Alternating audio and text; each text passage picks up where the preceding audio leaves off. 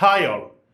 കേരള PSCയുടെ ഈ അടുത്തിടെ വന്ന പ്രധാനപ്പെട്ട നോട്ടിഫിക്കേഷനാണ് KCB വർക്കർ എന്ന് പറയുന്ന നോട്ടിഫിക്കേഷൻ. അതായത് KCBയിൽ പണ്ടുണ്ടായിരുന്ന മസ്ദൂർ എന്ന് പറയുന്ന ഒരു തസ്തികയെ അപ്ഗ്രേഡ് ചെയ്തിട്ട് യോഗ്യതകളിൽ മാറ്റം വരുത്തി പുതിയതായിട്ട് കേരള PSC വിളിച്ചിരിക്കുന്ന ആദ്യത്തെ നോട്ടിഫിക്കേഷനാണ് KCB വർക്കർ എന്നുള്ളത്. ഈ ഒരു നോട്ടിഫിക്കേഷനെ പറ്റി പറയുകയാണെങ്കിൽ 10ാം ക്ലാസ് പാസ്സായ ശേഷം ITA ഇലക്ട്രിക്കൽ മേഖലയിൽ IT ഉള്ളവർക്കാണ് ഈ ഒരു പോസ്റ്റിലേക്ക് അപേക്ഷിക്കാൻ കഴിയുന്നത്. ഇതൊരു അടിസ്ഥാന യോഗ്യതയാണ്. അതായത് ഈ ഒരു പോസ്റ്റിലേക്ക് അപേക്ഷിക്കാൻ വേണ്ടുന്ന ബേസിക് ക്വാളിഫിക്കേഷൻ ആണ്. ഇതിന്റെ ഹയർ ഉള്ളവർക്കും ഈ ഒരു പോസ്റ്റിലേക്ക് അപേക്ഷിക്കാൻ കഴിയും.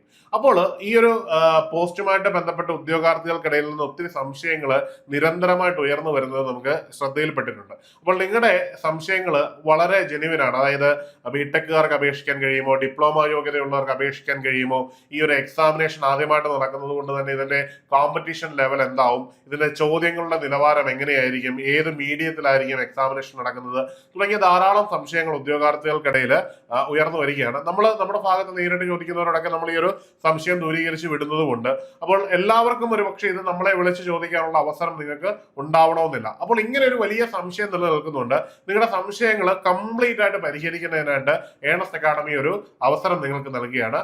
അതിനുവേണ്ടി ഏണസ്റ്റ് അക്കാഡമി ഒരു വെബിനാർ നിങ്ങൾക്കായിട്ട് നടത്തുകയാണ്.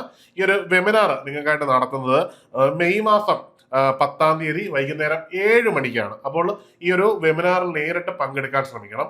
ഈ വെബിനാറിൽ എന്തൊക്കെയാണ് നമ്മൾ പ്രധാനമായിട്ട് ലക്ഷ്യം വെക്കുന്നതെന്ന് വെച്ച് കഴിഞ്ഞാൽ നമ്മുടെ ഉദ്യോഗാർത്ഥികളുടെ ഈ ഒരു പോസ്റ്റുമായിട്ട് ബന്ധപ്പെട്ടും ഈ ഒരു എക്സാമിനേഷനുമായിട്ട് ബന്ധപ്പെട്ടുമുള്ള എല്ലാ സംശയങ്ങളും നമ്മളിവിടെ കംപ്ലീറ്റ് ആയിട്ട് എലിമിനേറ്റ് ചെയ്യുക എന്നൊരു ലക്ഷ്യമാണ്. അതായത് നിങ്ങളുടെ ജോലിയുമായി ബന്ധപ്പെട്ട എല്ലാ കാര്യങ്ങളും ഇതിൽ ഡിസ്കസ് ചെയ്യും. എന്തൊക്കെയായിരിക്കും ഈ ഒരു നിങ്ങൾ ഈ റോളിലേക്ക് കയറി കഴിഞ്ഞാൽ നിങ്ങൾക്ക് കിട്ടാൻ പോകുന്ന role and responsibility, promotion, scope, ഏതൊക്കെ രീതിയിൽ നമ്മൾ ഈ പോസ്റ്റിനെ അപ്രോച്ച് ചെയ്യണം തുടങ്ങിയ കാര്യങ്ങൾ ഇതിന് കവർ ചെയ്യാൻ പറ്റും.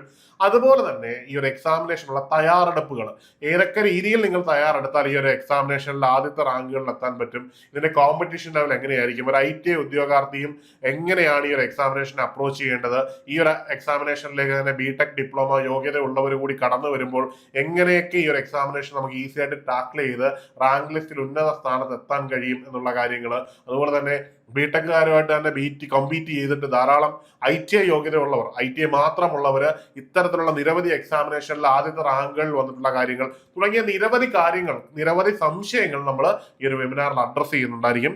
അതുകൊണ്ട് മറക്കാതെ ഈ വരുന്ന മെയ് 10ാം തീയതി വൈകുന്നേരം 7 മണിക്ക് നടക്കുന്ന വെബിനാറിൽ നിങ്ങൾ നേരിട്ട് പങ്കെടുക്കുക. ഈ ഒരു വെബിനാറിൽ പങ്കെടുക്കുന്നതിനായിട്ട് നിങ്ങൾക്ക് താഴെ ഒരു ഗൂഗിൾ ഫോം നൽകിയിട്ടുണ്ട്. അത് ഫില്ല് ചെയ്യുകയാണെങ്കിൽ കൃത്യമായിട്ട് ഈ ഒരു വെബിനാറിന്റെ ഇന്റിമേഷൻ നിങ്ങൾക്ക് ലഭിക്കുന്നതാണ്. അല്ലെന്നുണ്ടെങ്കിൽ ഈ കാണുന്ന നമ്പറിൽ നിങ്ങൾക്ക് ബന്ധപ്പെട്ടാലും നിങ്ങൾക്ക് കൃത്യമായിട്ട് അപ്ഡേറ്റ് ചെയ്യാൻ കഴിയും.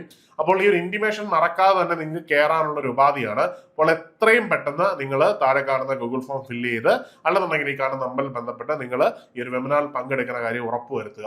അപ്പോൾ എല്ലാവർക്കും വിജയാശംസകൾ. സംശയം തീർത്ത് പഠിച്ച് നമുക്ക് മുമ്പോട്ട് പോകാം. മറ്റൊരു വീഡിയോയിൽ കാണാം. Good bye.